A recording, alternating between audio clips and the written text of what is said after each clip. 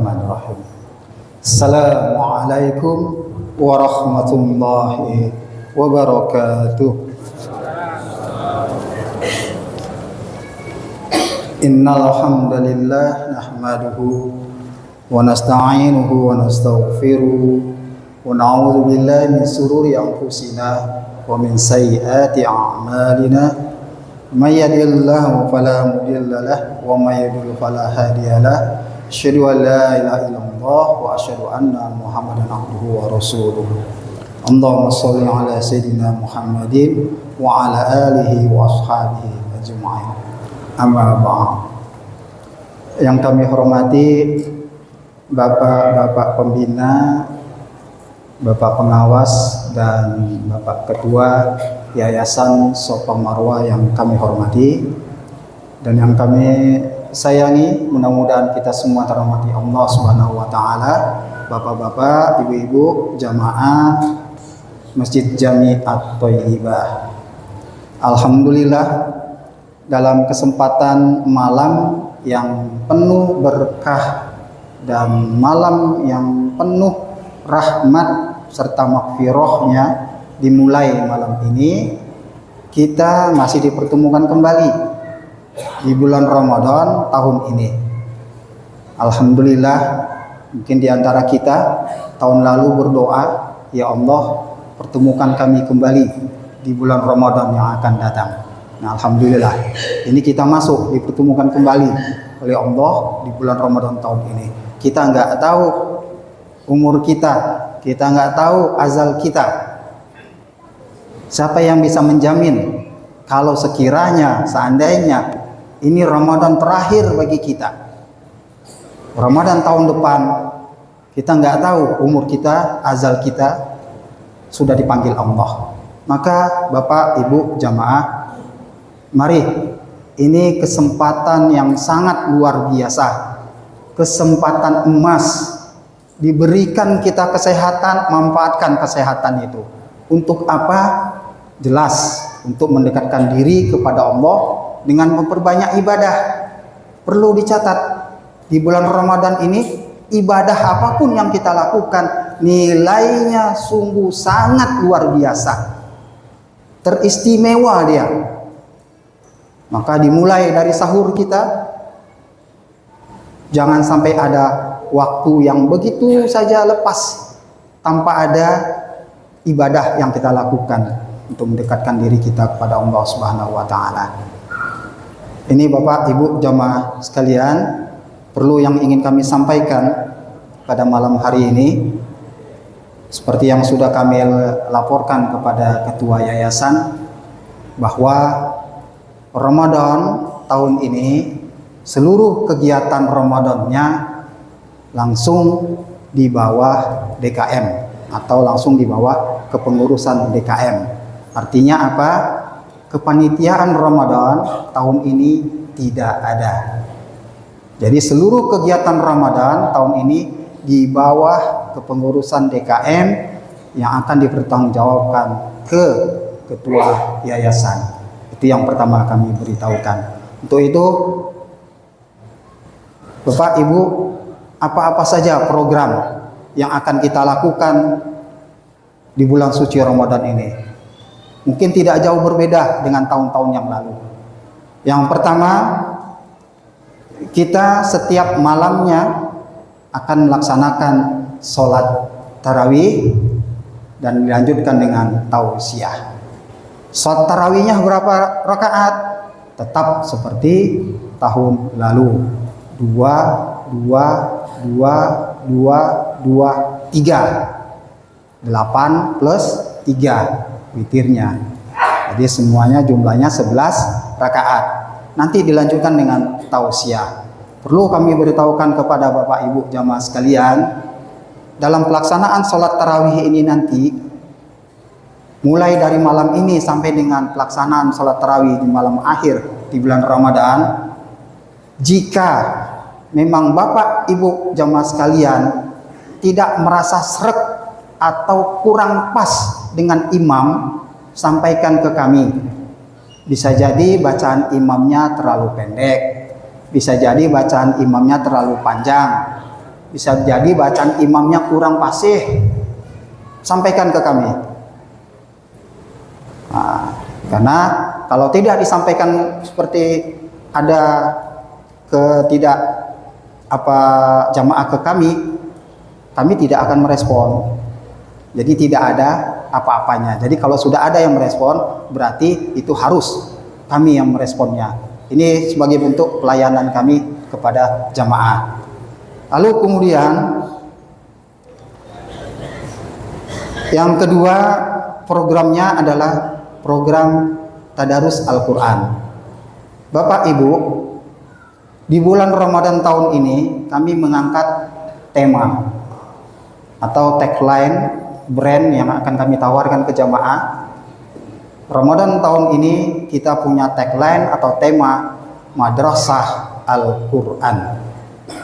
Madrasah Al-Quran. Artinya apa?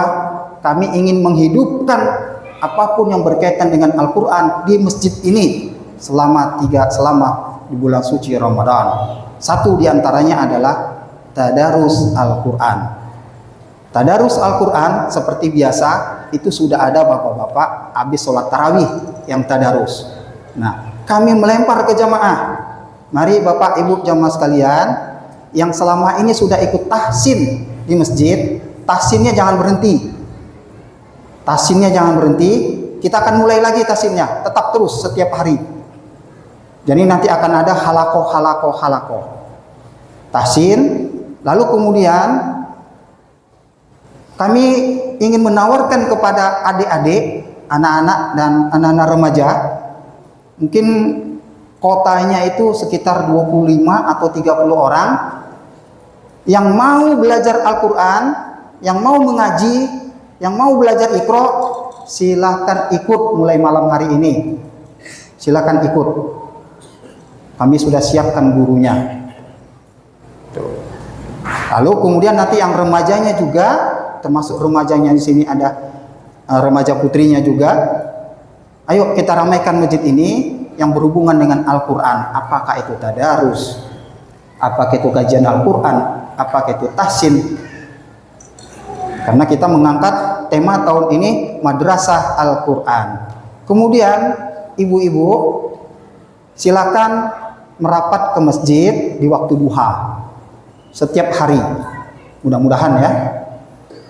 Kita sudah siapkan guru untuk membimbing tadarus Al-Quran. Nah, ibu-ibu, jadi nanti mulai duha silakan. Mulai besok. Kita sudah tunjuk ustazahnya yang akan bertanggung jawab terhadap tadarusnya ibu-ibu.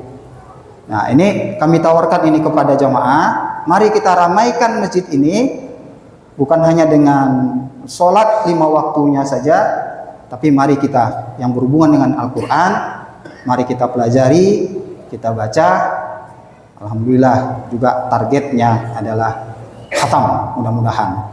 Nah ini. Lalu kemudian program yang ketiga ada tausiah ba'da sholat subuh, dan ini akan full selama 30 hari, sama juga dengan tarawih, tausiahnya full selama sebulan penuh.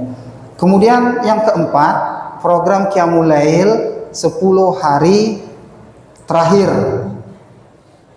Qiyamul Lail 10 hari terakhir, sama seperti tahun-tahun yang lalu, kita akan ada pelaksanaan sholat witir yang dipimpin oleh imam kita di masjid ini. Nah, lalu kemudian yang kelima ada program sahur bersama prasmanan 10 hari terakhir. Tempatnya, ruangannya ada di aula. Nah, sahur ini sebenarnya dikhususkan, diperuntukkan bagi jamaah yang itikaf di masjid dan yang ikut Qiyamul Lail di masjid. Nah, tapi tidak menutup kemungkinan bagi yang mau sahur di masjid, silakan. 10 hari terakhir di bulan Ramadan. Kemudian yang keenam, zakat, infak, sedekah, termasuk zakatnya di situ zakat mal dan fidyah. Itu program yang memang rutin tiap tahun. Hanya saja bedanya tahun ini kita akan buka konter selama 30 hari penuh. Kalau tahun lalu kita buka konter JIS itu 15 hari menjelang Idul Fitri. Nah, sekarang dimulai dari awal Ramadan, masjid sudah menerima JIS. Walaupun yang fitrah itu kalau di awal Ramadan itu mubah hukumnya, tapi target kami mudah-mudahan di JIS ini ada infak maupun zakat mal yang bisa masuk ke masjid. Maka untuk itu kami buka konternya dari mulai awal Ramadan, ada di dalam masjid, bukan di luar. Ada di dalam masjid, nanti ada di tengah masjid, nanti ada meja. Pelayanannya kapan? Pelayanannya tidak setiap waktu. Pelayanannya hanya dilayani ba'da sholat 5 waktu. Jadi ba'da sholat 5 waktu akan kami layanin. Setelah itu tidak ada. Beda nanti setelah 15 hari menjelang Idul Fitri, kita akan buka konter di luar mulai dari pagi sampai jam 10 malam. Ini Bapak Ibu jamaah sekalian. Nah, lalu kemudian yang terakhir pelaksanaan sholat Idul Fitri. Nah, Bapak Ibu jamaah sekalian, mungkin ada yang bertanya, kenapa program Ramadan tahun ini nggak ada buka puasa bersama? Nah, pasti ada pertanyaan seperti itu. Karena dari kemarin ibu-ibu juga sudah bertanya kepada kami, ini buka puasa mana ini daftarnya? Kok kami belum dibagi daftarnya?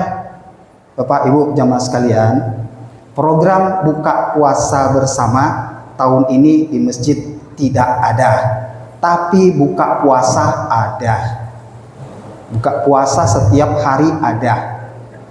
Ya, bukan buka puasa bersama. Kenapa? Karena kalau program buka puasa bersama itu kewajibannya itu ada di si penanggung jawab panitia atau DKM. Nah, kami tahun ini tidak ada panitia, jadi langsung di bawah DKM buka puasa tetap ada, tetap ada.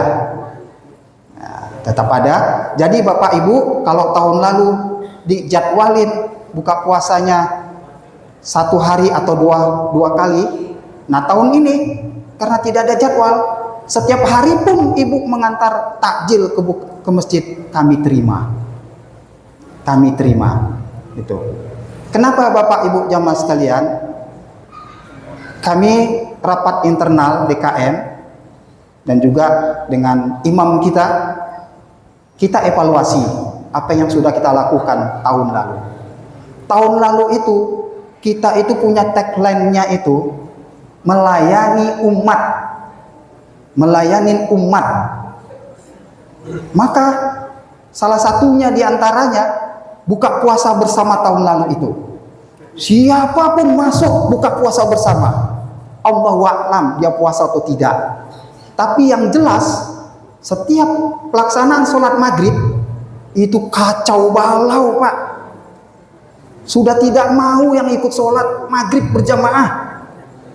Pulang langsung membawa bukaan tanpa dimakan di sini. Hanya membatalkan ke rumah saja, nasi kotak dibawa pulang ke rumah. Tidak ada yang ikut sholat di sini. Ketika kami tegur, jawabannya pakaian kami kotor. Padahal kami punya target Bapak Ibu jamaah sekalian. Kenapa tahun lalu kami itu bikin tagline itu melayani umat, agar umat itu mau merapat ke masjid, mau merapat ke masjid sholat 5 waktu, kajian-kajian ikut, maka kami layanin Pak. Yang nggak makan, nggak ada beras di rumah, kami datangin rumahnya, kami kasih beras. Seperti itulah kami melakukannya. Tapi ternyata rupanya target kita yang seperti itu malah justru nggak merapat ke masjid. Dia datang masuk ke masjid hanya tahu aula saja, tidak tahu ruangan wudhu, tidak tahu saf pertama, saf kedua. Untuk itu maka kami konsultasi dengan imam-imam kita di sini. Ini gimana ini? Maka ada satu kesimpulan, ternyata lebih banyak mudaratnya daripada mafsadatnya. Maka untuk itu buka puasa bersama tidak kami adakan, dan tagline-nya di tahun ini bulan Ramadan, kami bukan melayani umat, tapi kami melayani jamaah. Siapa itu jamaah? Mereka yang keluar masuk 5 waktu sholat di masjid ini. Nah, itu yang kami layani. Jadi jangan takut Bapak Ibu, nanti kalau buka puasa bersama di sini, karena Ibu sudah keluar masuk di masjid ini, sholat 5 waktu di sini, nggak ada bukaan nanti. Ada. Itu. Jadi itu yang ingin kami lakukan. Ini kami mencontoh apa yang kami dapat dari Masjid Al-Falah Sragen. Masjid Al-Falah Sragen itu, Bapak Ibu jamaah sekalian, itu kegiatannya banyak. Banyak sekali kegiatannya. Mendatangkan orang ke masjid itu, mereka kalau kami nilai cukup berhasil. Ternyata di balik itu, kenapa mereka bisa mendatangkan jamaah, bisa ikut sholat 5 waktu di masjid, subuh bisa mendengarkan kajian, sampai berbondong-bondong tuh kami lihat di sana tuh penuh sekali halako di masjid itu, jam 9 sampai jam 12 zuhur itu. Pada orang pada belajar baca Al-Quran semua. Ternyata rupanya Masjid Al-Falah Sragen itu, kalau kami lihat, terbalik dengan kita di sini. Kita di sini melayani umat, dikasih beras, dikasih gas, kasih buka puasa datang kemari. Itu yang kita lakukan. Di sana nggak seperti itu. Ngaji dulu, baru kasih beras. Sholat dulu, baru dikasih sarapan pagi. Datang dulu ke masjid, ikut kajian, pulang bawa sembako. Itu yang mereka lakukan. Maka nggak salah apa yang mereka lakukan itu. Kami tetap mengiming-imingin kepada umat seperti ini. Kalau tidak seperti ini, kita ini udah kalah selangkah. Kalah selangkah dengan siapa? Itu di luar. Di luar itu banyak sekali misionaris yang menggunakan kekuatan ekonomi untuk menarik umat Islam. Itu kejadian di luar sana. Maka Bapak Ibu jamaah sekalian, kami mohon supportnya dalam kegiatan Ramadan ini, agar kegiatan Ramadan ini dapat berjalan seperti yang kita harapkan. Yang terbaik bagi kita adalah mudah-mudahan Ramadan tahun ini ibadah kita itu merupakan ibadah yang khusyuk, yang mudah-mudahan tidak begitu terganggu ya. Mungkin Bapak Ibu sholat maghrib kemarin tuh mungkin sudah tahu begitu terganggunya pada pelaksanaan sholat maghrib itu karena riuhnya itu ya. Maka untuk itu kami dalam hal ini, jika memang ada yang kurangnya nanti tolong sampaikan ke kami. Kami di sini hanya melayani jamaah. Ya, sekali lagi kami sini melayani jamaah. Siapa jamaah itu? Ya inilah yang sedang merapat di masjid ini, bukan melayani umat. Ya, mudah-mudahan ini yang kami sampaikan ini dapat memberikan satu gambaran apa-apa saja nantinya yang akan dilakukan, yang akan kita lakukan, dan yang sedang kita lakukan di masjid yang sangat kita cintai ini. Mudah-mudahan bermanfaat. Fastabiqul khairat. Ayo mari kita berlomba-lomba untuk mencari atau mencapai kebaikan. Wabillahi taufiq wal hidayah. Assalamualaikum warahmatullahi wabarakatuh.